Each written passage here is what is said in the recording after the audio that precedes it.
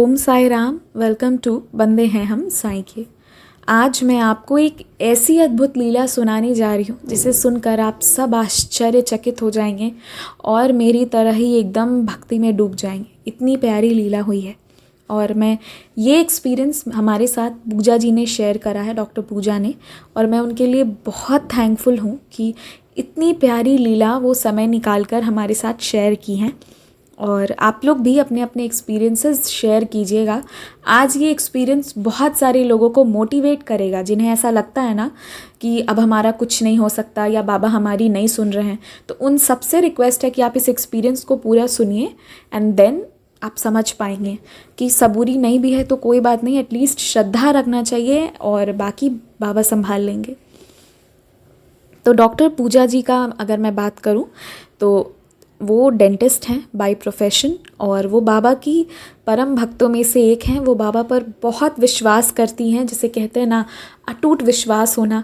चाहे कुछ भी हो लाइफ में, हर चीज़ें बाबा से बताना, शेयर करना, और साथ ही साथ जब किसी भी प्रॉब्लम में होती हैं, चाहे वो खुद प्रॉब्लम में हो या उनके फैमिली में कोई प्रॉब्लम में हो या उनके कोई दोस्त ही क्यों ना प्रॉब्लम में हो, वो बाबा का ही आह्वान करती हैं। और इतना भरोसा उनका होता है कि वो बाबा से पूछती नहीं है कि बाबा क्या होगा, कैसे होगा, ये सब नहीं। वो सिर्फ बाबा से कहती हैं कि बाबा संभाल लीजिए। और उसके बाद होती है साईं लीला। तो ये मुझे देख के बहुत अच्छा लगा कि किस तरीके से उनका ये विश्वास है कि बाबा सब संभाल लेंगे।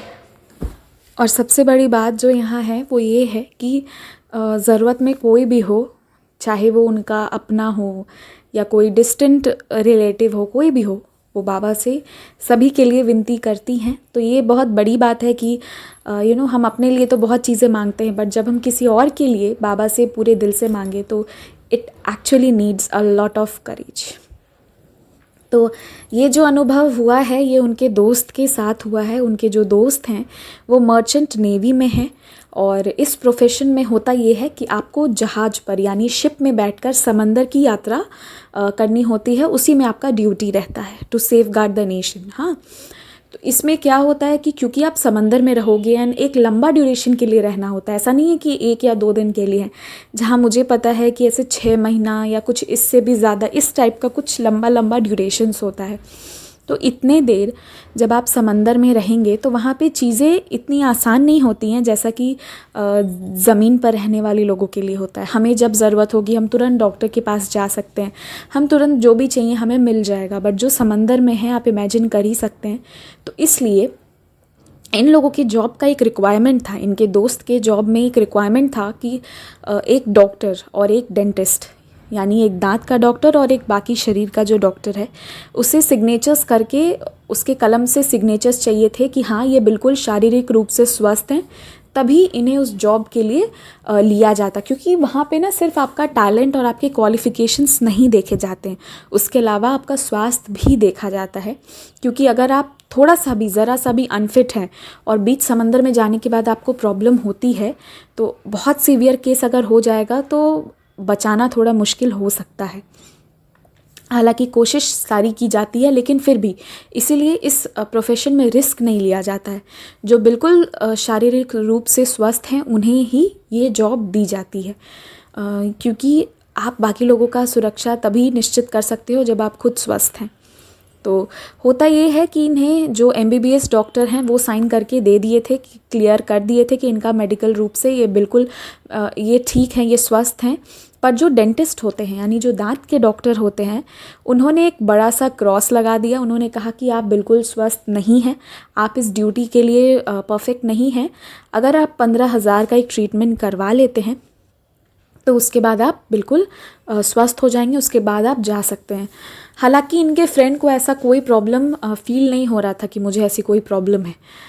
और 15,000, फिर आप इससे इमेजिन कर ही सकते हैं कि वो जो डेंटिस्ट थे उनके मन में क्या चल रहा होगा, जो 15,000 का एक अच्छा खासा बिल उन्होंने इनके दोस्त को पकड़ा दिया।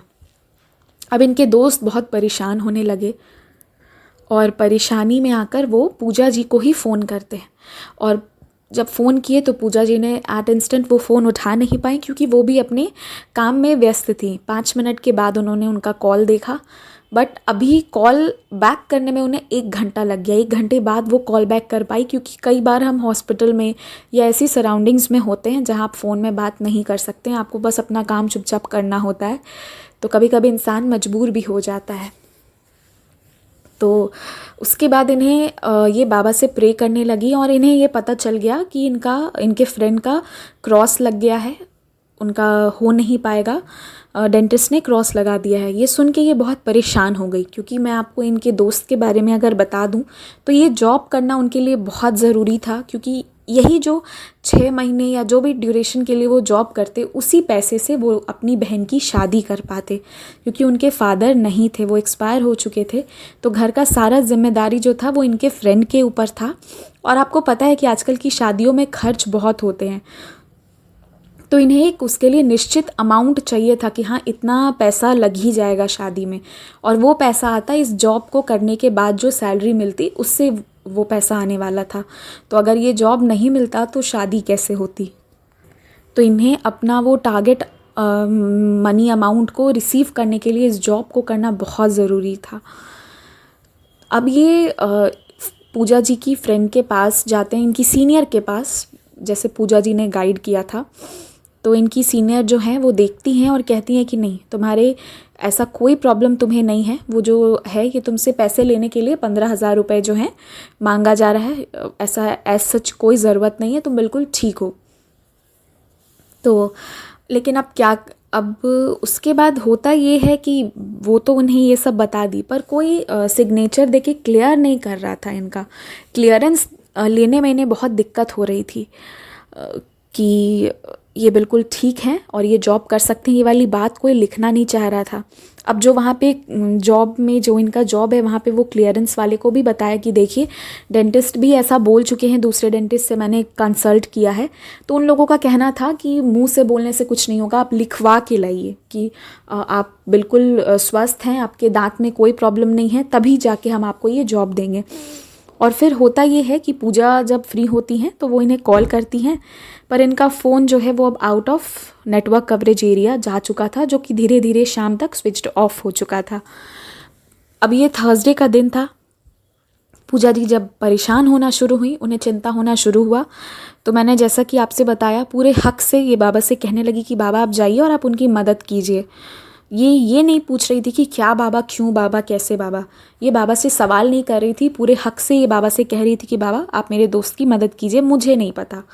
ठीक है, तो इनका ये सीन था, ये बाबा को याद कर रही हैं। अब उधर क्या होता है कि वो बहुत सारे डॉक्टर्स के पास जाते हैं, हर कोई कुछ ना कुछ बोल दे रहा है, बट ये है कि कोई ठीक से लिख के साइन करके दे नहीं रहा था। मतलब किसी ना किसी वजह से इनका काम नहीं हो पा रहा था। भले ही वो पूजा जी की सीनियर के पास गए या बहुत सारे लोगों के पास गए, बट कुछ लोग, होता है ना कि कुछ लोग आपका प्रॉब्लम देख के बता सकते हैं, बट शायद वो सिग्नेचर करने के लिए उस वक्त एलिजिबल हो ना हो, क्या बात है पता नहीं। बट ये बहुत सारे हॉस्पिटल में दौड़ लिए, इनका कोई काम नहीं होने लगा। तो लास्ट में इनके दोस्त ने मन बनाया, उन्होंने कहा चलो 15,000 रुपये ही लगाएंगे, दे देते हैं, ये ट्रीटमेंट भी करवा लेते हैं। और ये देखिए सबसे बड़ी बात यहाँ ये है कि इनके दोस्त को कोई प्रॉब्लम नहीं है, खुद उन्हें कोई प्रॉब्लम फील नहीं हो रहा है, लेकिन फिर भी अब उन्हें 15,000 देना था। 15,000 देते तो ही ये नौकरी उनके हाथों में आती। तो क्योंकि ये सारे, एक तो कोविड का समय था, अक्टूबर का समय, और आपको पता है कि कोविड और मुंबई, इन दोनों ने कितना प्यारा रिश्ता बना कर रखा हुआ था कि Mumbai was on top Covid में, है ना। तो वैसे में इतनी जगह पर भाग दौड़ करना, मतलब कहीं ना कहीं उनके दोस्त ने अपनी लाइफ को एकदम रिस्क पे रख के वो जॉब उन्हें लेना था। तो कभी कभी ऐसा लगता भी है कि भगवान किसी को कितना मजबूर कर देते हैं, लेकिन जब आप आगे की लीला सुनेंगे ना तो आप रियलाइज़ करेंगे कि कई बार भगवान ऐसा इसलिए करते हैं कि वो ये बताना चाहते हैं कि सुन, मैं तेरे साथ खड़ा हूँ, और वो मिलने भी आ जाते हैं हमारे पास। इसलिए भी ऐसी चीज़ें होती हैं। तो कभी भी प्रॉब्लम्स आए तो डरना नहीं चाहिए। तो यही होता है कि अब ये लास्ट में उसी डॉक्टर के पास जाने का प्लान करते हैं जिन्होंने सबसे पहले कहा था कि 15,000 दो, तभी ये तुम्हारा स्वास्थ्य हो जाएगा और एक छोटा सा सर्जरी करवाओ। तो वो जब ऑटो पे बैठ रहे होते हैं तो जैसे ही वो एक ऑटो वाले को बोले कि मुझे इस लोकेशन पे जाना है, उन्होंने ऑटो वाले से ये नहीं बताया था कि उन्हें किस हॉस्पिटल में जाना है या किससे मिलने जाना है, कुछ भी नहीं बताया। सिर्फ इतना कहा उस ऑटो वाले से कि मुझे उस पर्टिकुलर एरिया में उतार दो। तो ऑटो वाला मान गया और ये जैसे ही ऑटो पे बैठ रहे थे, इन्होंने अपना अंदर सर डाला था और आधा बॉडी ही इनका भी अंदर गया था, मतलब चढ़ने के ही पोजीशन पे थे कि इनके कंधे पे, इनके शोल्डर पर, जो दोस्त थे उनके शोल्डर पर कोई हाथ रख के उन्हें बाहर पीछे खींच लिया और बोला कि तुम रुको, तुम कहाँ जा रहे हो, किस चोर के पास जा रहे हो, वो तो 1 नंबर का चोर है, तुम चलो मेरे साथ, मैं तुम्हें लेके चलता हूँ, एक अच्छे डेंटिस्ट के पास ले जा रहा हूँ। ये इनके दोस्त एकदम शॉक्ड कि ये कौन आ गए और इन्हें तो मैंने कुछ नहीं बताया है, और ऐसा भी नहीं है कि ये पता लगा सकते हैं कि मैं किसी डेंटिस्ट के पास जा रहा हूँ, क्योंकि मैंने तो ऑटो वाले को डेंटिस्ट नाम बोला भी नहीं है।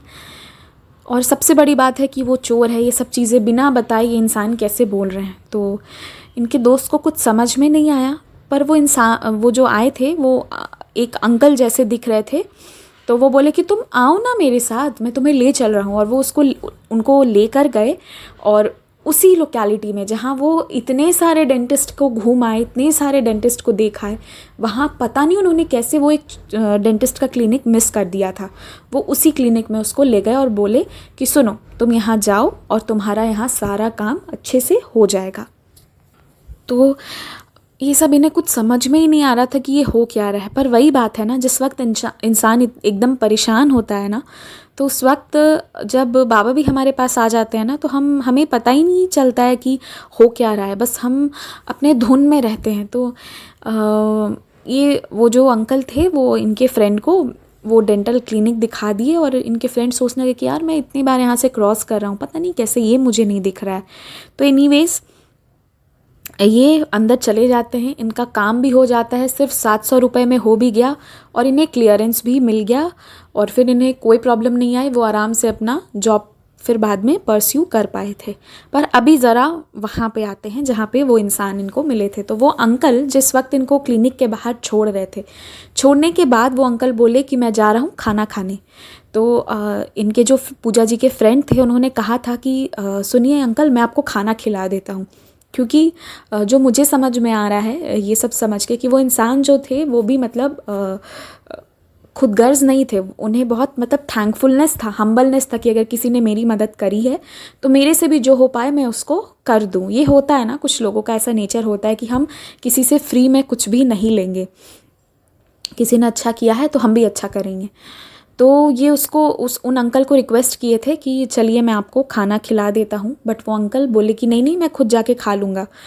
और उसके बाद फिर ये डेंटिस्ट के पास चले गए थे। और पूजा जी ने शुरू में मुझे मेंशन भी करा था कि इनके जो फ्रेंड थे वो जब वो बहुत सारी लोकेलिटी में इधर उधर भाग रहे थे तो सुबह से भूखे थे, मतलब भूखे ही प्यासे, बस कैसे भी करके इनके जॉब का काम हो जाए इसके लिए भी वो भाग रहे थे। तो कहीं ना कहीं ये भी बाबा का इंडिकेशन था कि काम हो जाए फिर अपने खाना पीना पर भी ध्यान देना चाहिए। जब हम बाबा के बच्चे हैं तो हमें इतना सुनिश्चित करना चाहिए कि हाँ, हम अपने खाने पीने उठने सोने का ध्यान रखें और चिंता ना करें, बाकी काम बाबा करवाएंगे। ये हमारे मन में हमेशा होना चाहिए। ये एक इंडिकेशन भी था जो मुझे अभी सुनते सुनते में रियलाइज़ हुआ। फिर इनका सारा सब काम हो गया, फिर ये घर आ गए। फिर शाम को जब अपने होटल रूम में गए तो फिर इन्होंने फ़ोन चार्ज करा, क्योंकि उनका फ़ोन पूरे दिन में स्विच ऑफ हो चुका था। फिर चार्ज करके ये पूजा जी को फ़ोन किया और पूजा जी इधर बाबा से निरंतर विनती कर रही थी कि बाबा आप मेरे दोस्त का मदद करिए। तो इनके दोस्त जो थे वो फ़ोन उठा तो इनके दोस्त इन्हें ये सारी घटना जो हुई थी ये पूरा बता दिए थे। ये पूरी घटना की देख मेरे साथ ऐसे ऐसे हुआ, ये हुआ, वो हुआ, सभी चीज़ें हो गई।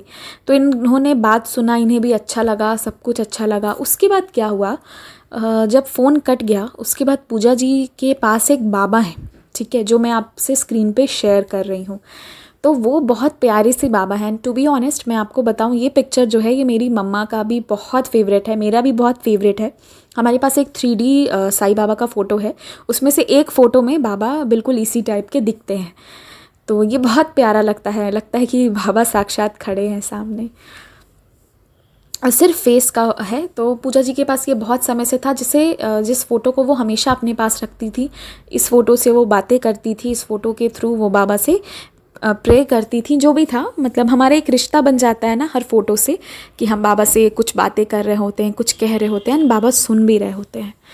तो इनका क्या मन हुआ कि इन्होंने जो फ़ोटो मैं स्क्रीन पे शेयर कर रही हूँ, उसी फ़ोटो को उन्होंने अपने फ्रेंड को क्लिक करके भेज दिया और नीचे लिखा कि जब भी तुझे ज़रूरत हो तो तू इनको याद करना, ये तो हमेशा मदद करने आ जाते हैं, ही इज़ द सेवियर। ठीक है, मतलब ये हमेशा बचाते हैं, हमेशा बचा लेंगे। तो जब इनके फ्रेंड ने वो फ़ोटो रिसीव किया, वो बहुत ज़्यादा शॉक्ड थे और उन्होंने पूजा जी से पूछा कि क्या ये बाबा का रियल फ़ोटो है। तो पूजा जी ने कहा कि तुम बाबा को जैसे पूजो वो वैसे दिखते हैं। बाबा की बहुत सारी पिक्चर्स में से एक ऐसी भी मिलती है जिसे भक्त पूजते हैं।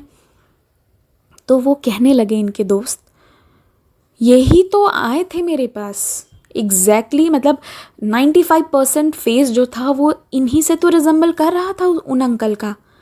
ये सुन के पूजा जी तो मैं क्या बोलूँ, वो तो मन ही मन खुश हो गई होंगी कि मैंने बाबा आपसे विनती की और आप सच में उनके पास चले गए, उन्हें पकड़ा, उनका हाथ पकड़ा, उनके शोल्डर्स पकड़े, उनको खींचा, उनको डेंटिस्ट के क्लिनिक तक ले गए। मतलब इतना सुंदर सा जर्नी जो है वो बाबा खुद उनके दोस्त के साथ ट्रेवल किया। और फिर वो लोग जब कोरिलेट करना शुरू किए तो वो लोग कोरिलेट भी किए कि अरे हाँ, उनको तो बिना बताए ही वो खुद कहने लगे कि वो डेंटिस्ट चोर है, और वो बिना बताए ही मुझे दूसरे डेंटिस्ट के पास भी ले गए, जबकि मैं अपना काम कर रहा था, वो रोड पे कोई रैंडम पर्सन थे, उनका और मेरा कोई लेना देना नहीं था। पर लेना देना कैसे नहीं था, पूजा जी जो बाबा को इतना मानती हैं, जब इतना दिल से वो कहेंगी साईं, तो क्या बाबा मदद करने नहीं आते। और कैसे बाबा उनके दोस्त का काम कहाँ 15,000 था, कहाँ 700 में सारा चीज़ क्लियर हो गया और उन्हें उनकी जॉब भी मिल गई। तो पूजा जी ने कहा कि जब मेरे दोस्त ने ये देखा बाबा का ये वाला फ़ोटो, तो ही रियलाइज्ड, मतलब इन दोनों को रियलाइजेशन हुआ। और पूजा जी ने कहा कि बाबा मुझे ये मैसेज दिए कि तुमने कहा, तो देखो मैं खुद उसका मदद करने आ गया। ये पूजा जी का कहना था। बट मैंने ये भी चीज़ यहाँ पे रियलाइज़ किया कि बाबा जो हैं उनके साथ साथ उनके दोस्त को भी कहीं ना कहीं बहुत ब्लेसिंग्स दे रहे हैं और अपने शरण में ही रखना चाहते हैं। तभी वो उसके पास साक्षात इंसान का रूप धारण करके बाबा उनके पास चले गए थे। तो ये पूरा एक्सपीरियंस था। बताइएगा आप लोगों को कैसा लगा। मैं क्या बोलूँ, मुझे तो बहुत अच्छा लगा। मैं ये एक्सपीरियंस सुन रही थी तो मैंने यही रियलाइज़ करा कि चाहे कुछ भी हो जाए, हमें बाबा से ये नहीं पूछना चाहिए कि बाबा मेरे साथ क्यों ऐसा हो रहा है। हमें बस विश्वास रखना चाहिए कि बाबा सब ठीक कर देंगे। और जैसे पूजा जी पूरे हक से कहती है ना कि बाबा आप संभाल लीजिए, क्योंकि ये सारी घटना थर्सडे के दिन भी थी, तो पूजा जी के मन में ये विश्वास था कि आज थर्सडे का दिन है, काम गड़बड़ नहीं हो सकता है। तो हमें भी ये भाव रखना चाहिए कि कोई बात नहीं है, हमें बस मतलब पूरा हक रखना चाहिए बाबा पे।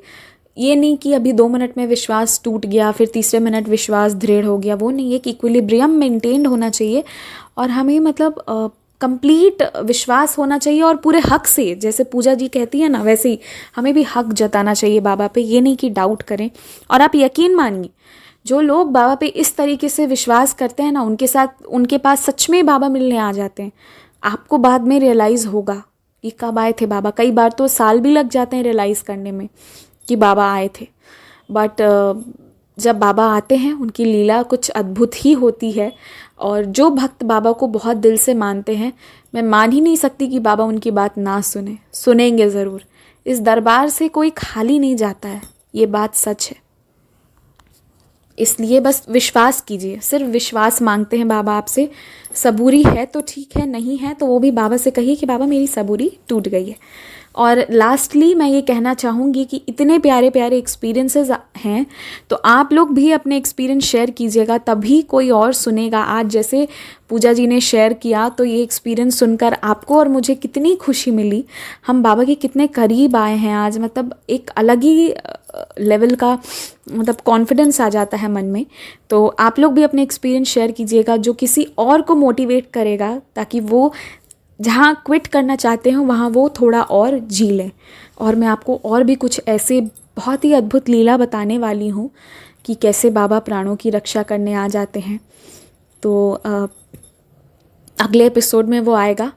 आप लोग अपने एक्सपीरियंसेस मुझे इंस्टाग्राम और मेल आईडी के थ्रू शेयर कर सकते हैं और सुनते रहिए, अनुभव सुनिए और अपना काम भी अच्छे से कीजिए। बाबा आप सबके साथ हैं।